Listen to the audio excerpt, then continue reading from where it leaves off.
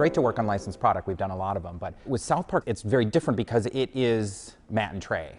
So while it was awesome to make a Star Wars game, we didn't get to talk to George Lucas. And on top of it, what was great once we started working with them was finding out how much into games that they were. I think they've really driven home that the essence of the combat is kids being kids. When we showed Matt and Trey an early build, one of the comments was, I want the kids to bleed more, I want the kids to cry more, I want these kids to, really just treat each other like crap, because that's what kids do. We always were like, oh, let's make this sweet, super epic armor with all this shiny stuff, and they're like, well, will the kids be able to find that in town of South Park? And we're like, no. And they're like, okay, redo it. I think it's hard to do a really good comedy movie, and we're not trying to write an hour and a half's worth of jokes. We're making a game that's going to be a role-playing game. It's going to be hours and hours and hours long, and it needs to be funny all the way through. The South Park Digital Studios has worked with us so far really well on it.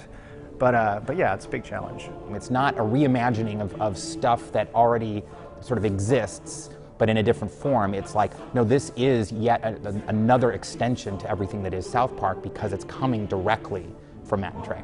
The goal of the game isn't to just like piss on other games and say how they're stupid. It's to have a fun adventure. I mean, Matt and Trey love gaming. They're some of the most hardcore gamers I've ever met. And it's not just about making fun of games, it's about having a great game that happens to be really funny.